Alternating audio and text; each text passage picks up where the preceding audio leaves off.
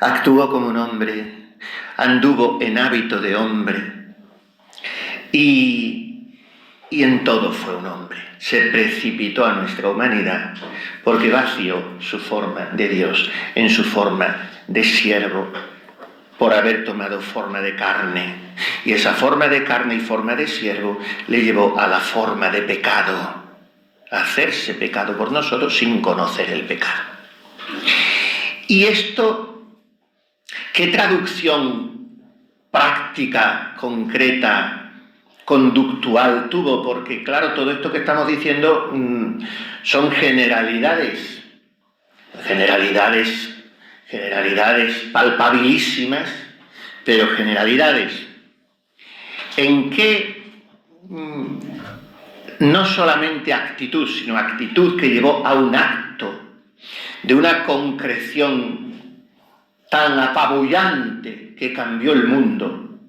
¿En qué se tradujo este anonadamiento, esta kenosis, este vaciamiento del verbo que pasó por uno de tantos, que se despojó, en fin, todo eso? Pues en algo que, perdonen mi insistencia, también traduce estrepitosamente mal el rezo litúrgico, hasta someterse incluso a la muerte. El sometimiento es palabra servil, pero servil es acepción peyorativa de siervo.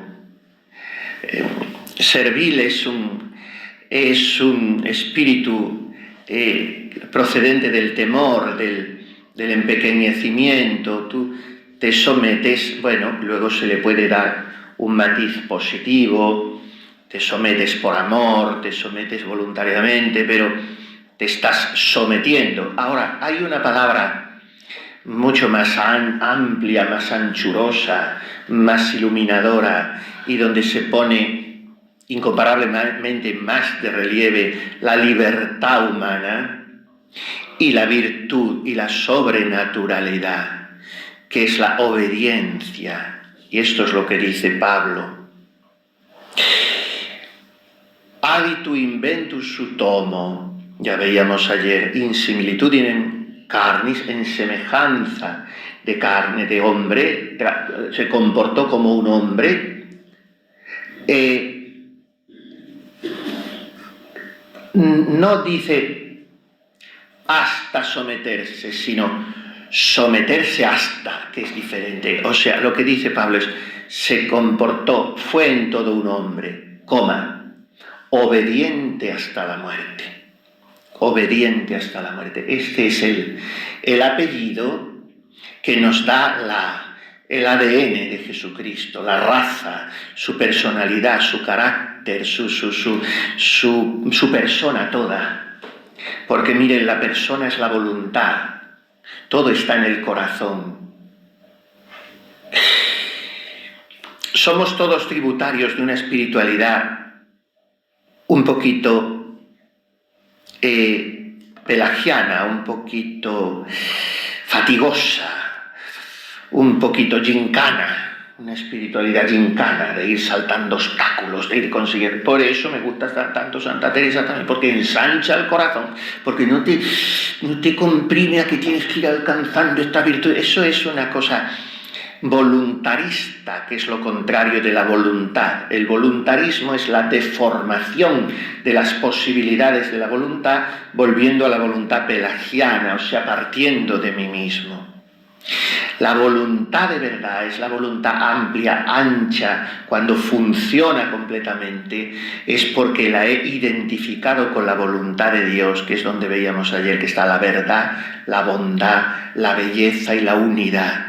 Y como esas cuatro cosas no están en mi voluntad, porque en mi voluntad está el egoísmo, está la sensualidad, está la envidia, está el hombre viejo, en definitiva está la concupiscencia, pues para que mi voluntad se libere, se desengrase, se desbloquee y funcione, yo tengo que dejar que como un arroyico minúsculo y sinuoso por entre laberínticas curvas, porque así soy yo de complicado, nada más falso que el corazón humano, pues que ese arroyuelo mío desemboque en el mar de Dios.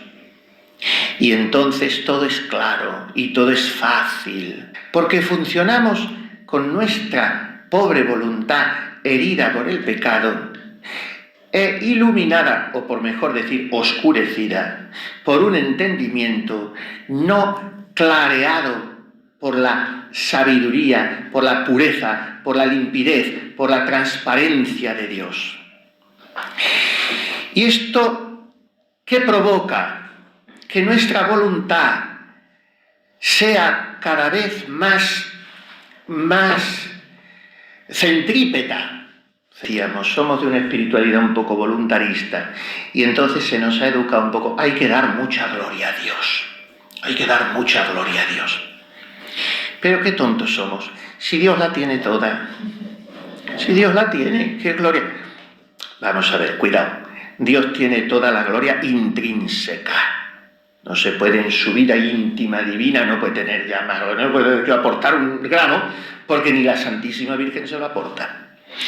Pero la gloria extrínseca es el resplandor externo de la belleza de Dios.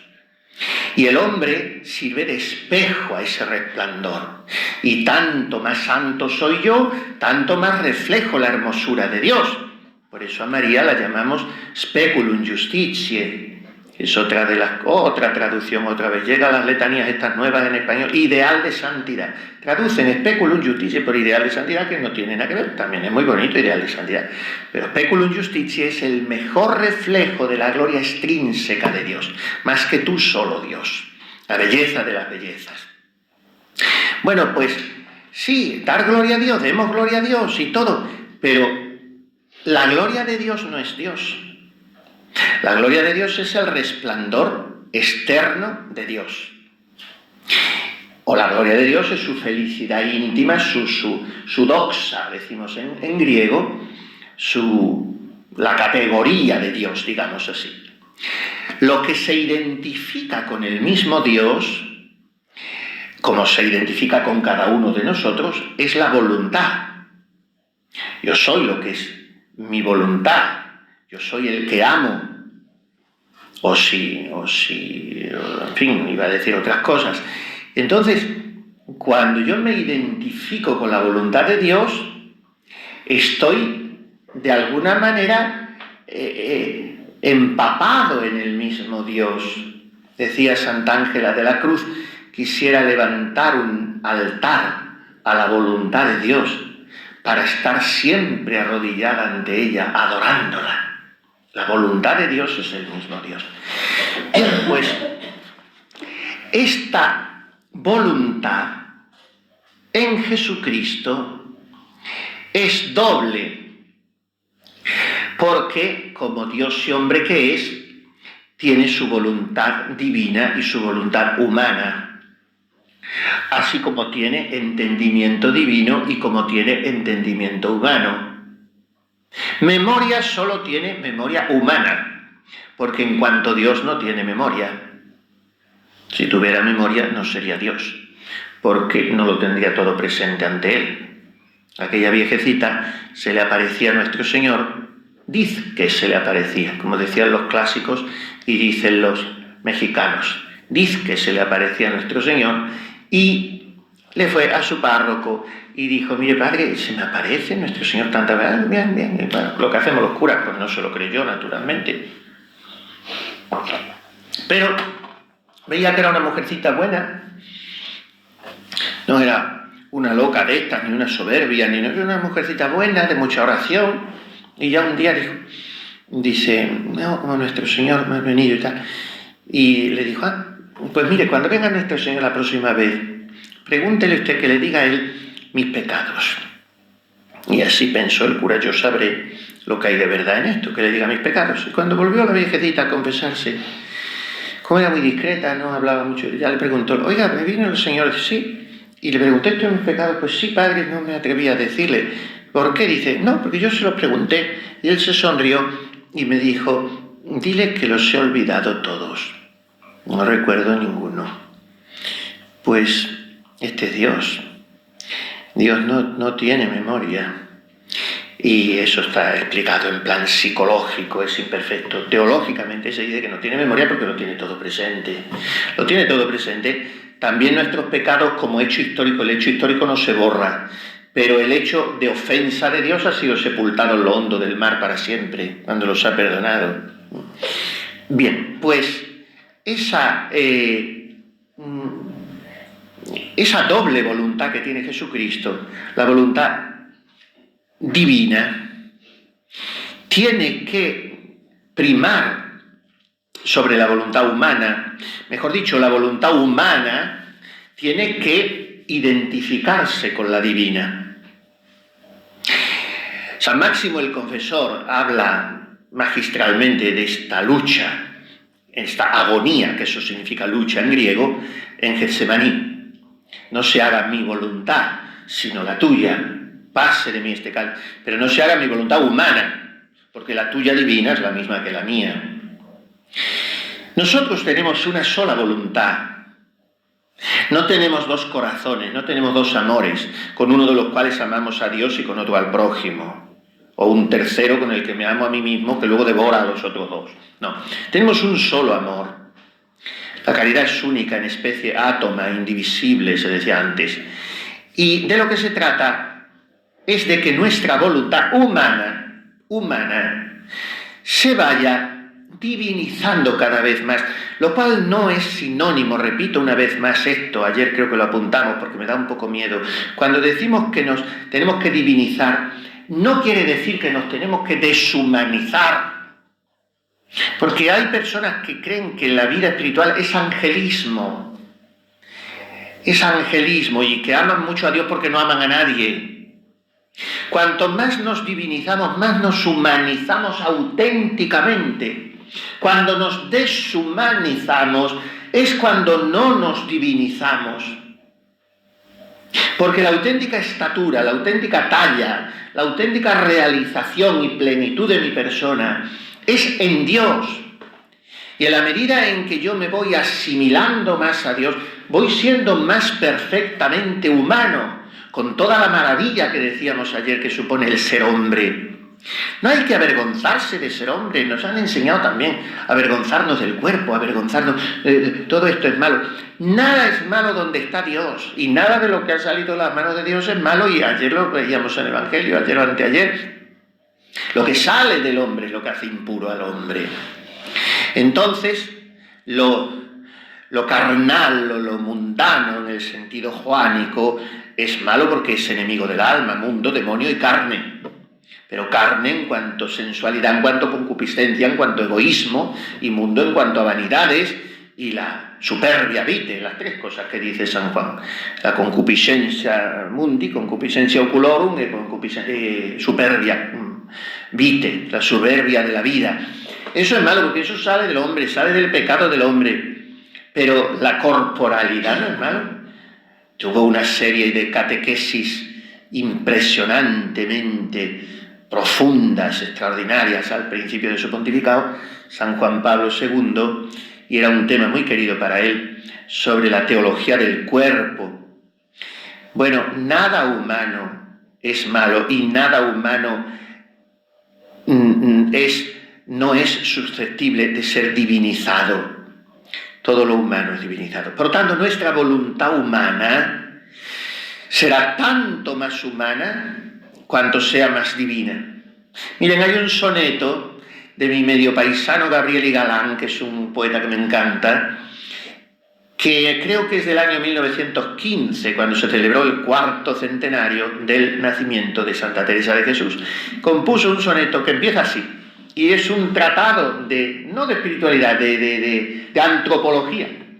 Mujer, un poquito, al principio un poquito rebuscado las expresiones, pero voy a los 2 últimos versos del cuarteto primero. Dice: mujer de inteligencia peregrina y corazón sublime de cristiana, fue más divina cuanto más humana y más humana cuanto más divina. Este es el verdadero programa de la plenitud, de una antropología sana, bien encajada, bien encauzada. Seremos más divinos cuando seamos más humanos, y seremos más humanos cuando seamos más divinos. Entonces, una voluntad divinizada, una voluntad sobrenaturalizada no es una voluntad autorreferencial o centrípeta o egoísta o sensual, una voluntad concupiscible.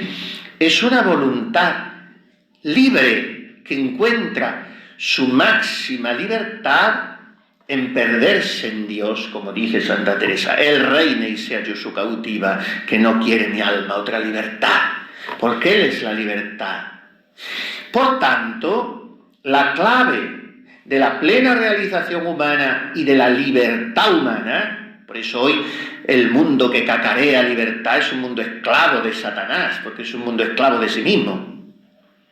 La plena libertad es la obediencia, porque es la oblación libre de mi voluntad, sabiendo que la entrego a quien es el único que puede hacerla plena, esa voluntad. Y por eso el verbo anonadado se hace obediens usque ad mortem. Y es un dolor que se haya quitado esta palabra, que es la palabra clave del himno en la traducción litúrgica. Es un dolor, ¿qué quieren que les diga? Hasta someterse incluso a la muerte, hasta someterse. ¿Y dónde está la palabra? Obediente, que es la palabra clave. Factus obediens usque ad mortem, decimos en el trido sacro, no hacemos nada más que cantar esto una vez y otra. Se quita el responsorio breve del oficio, se sustituye por esto y se va alargando. Cada día se añade una palabra. El factus obediens usque ad mortem, mortem autem crucis. Y el último día ya hay de proter, Dios lo exaltó, etcétera, etcétera. Bueno, pues hecho obediente hasta la muerte. ¿Dónde está la clave hermenéutica de este versículo, que ya estamos en el 8, porque llevábamos 3 días con el versículo 7 y tenemos que llegar al 11, y si no llegamos, sí, hay que llegar. Si no llegamos no pasa nada, hay que llegar porque el himno es un todo. ¿Dónde está la clave interpretativa, hermenéutica de este versículo 8? En que Pablo identifica completamente todo lo que ha dicho anteriormente con lo que está diciendo ahora. O sea, Pablo hace ver que es una sola actitud, humildad y obediencia, y que sin la primera no puede darse la segunda, y que máximo exponente de ambas es el Verbo encarnado, el Verbo sumamente humillado, absolutamente despojado voluntariamente, y en aras de esa elección libérrima que él ha hecho, totalmente libre, obedece. Obedece porque es humilde, y es humilde porque obedece. La humildad es sumisión, y la sumisión es obediencia. Et erat subditus illis, y estaba sujeto a ellos, era súbdito de ellos, era súbdito, era Jesús, de José y de María, criaturas santísimas, pero criaturas, y el Dios. Ese es el sometimiento de la voluntad. Cristo obedeció como hijo, no como siervo. Se vació en forma de siervo, pero la suya no fue una obediencia servil, no fue una obediencia temerosa, interesada. Cuidado con eso, Cuidado con la obediencia trocada de divina en humana. Cuidado con la obediencia buscándonos a nosotros mismos. Dice San Juan Crisóstomo, nadie ha honrado a Dios así como Jesucristo. Nadie ha honrado a Dios así. Cuanto tuvo de dignidad, tanto asumió de humildad.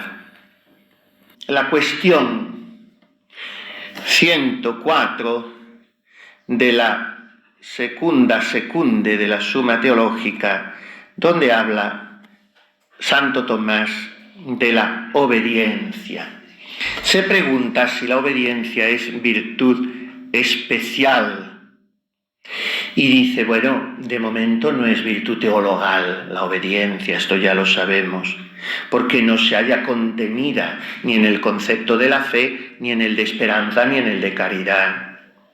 Tampoco es virtud moral, porque no está en el justo medio entre el exceso y el defecto. Entonces, si no es virtud ni teologal ni moral, ¿qué virtud es? Y termina diciendo, después de razonarlo admirablemente, que la obediencia es una virtud especial, especial. Y se apoya en la autoridad de San Gregorio Magno, que en los Morales dice que la obediencia es tanto más meritoria cuanto menos tiene de personal, porque la obediencia es la entrega de mi persona.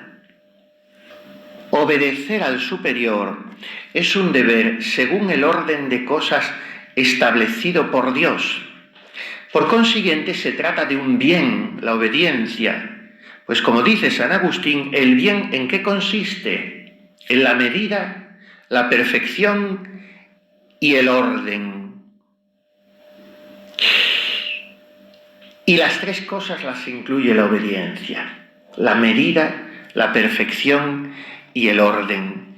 Después se pregunta si la obediencia es la mayor de las virtudes.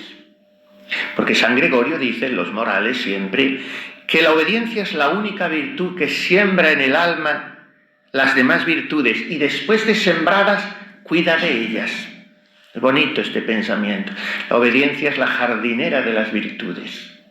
Las siembra y las abona y las cultiva. Y dice también San Gregorio que nunca por obediencia se hace nada malo. Esto nos lo han dicho siempre, ¿no? El que obedece nunca se equivoca.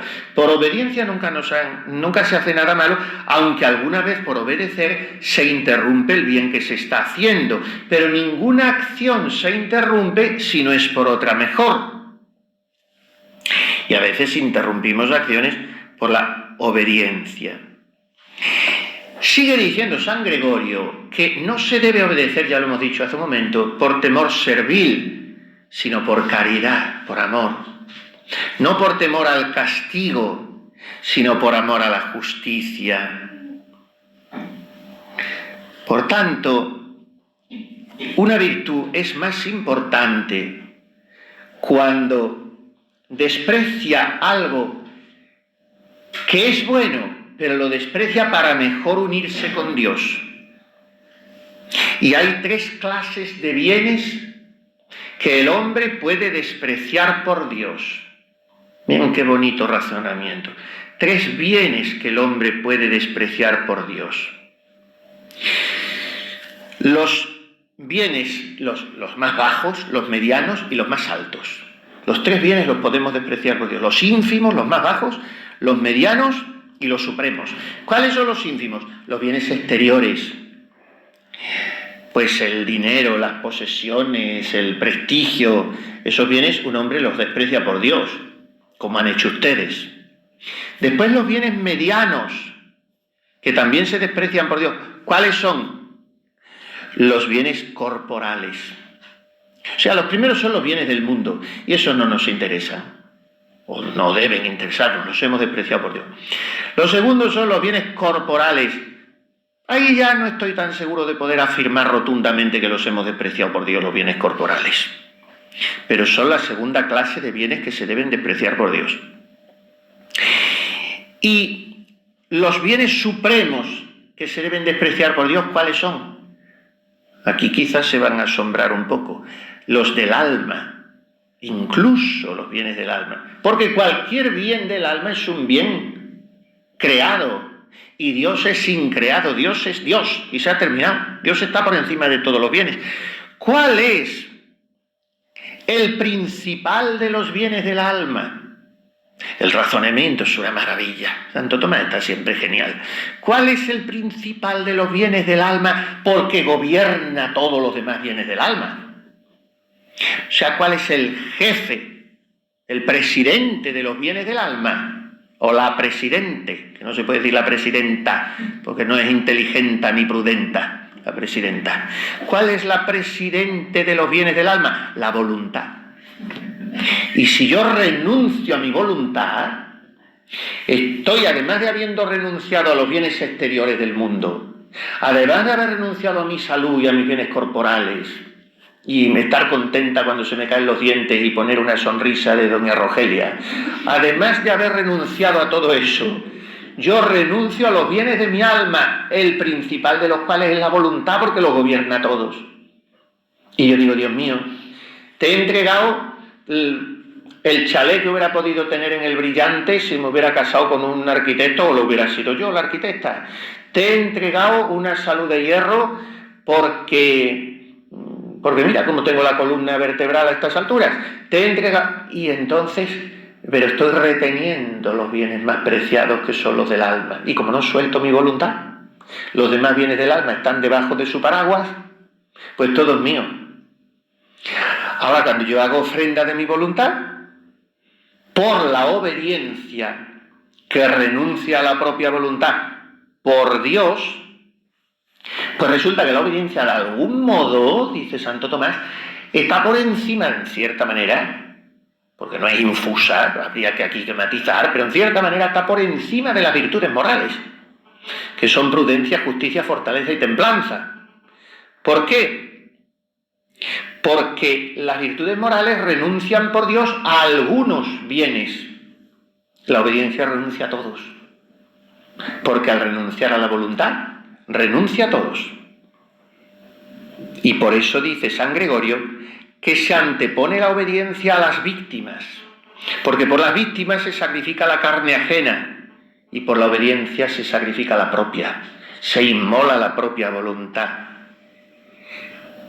Y se sigue de aquí que las demás obras, sean las que sean, de las virtudes, son tanto más meritorias ante Dios en cuanto que van hechas con la intención de obedecer al Señor.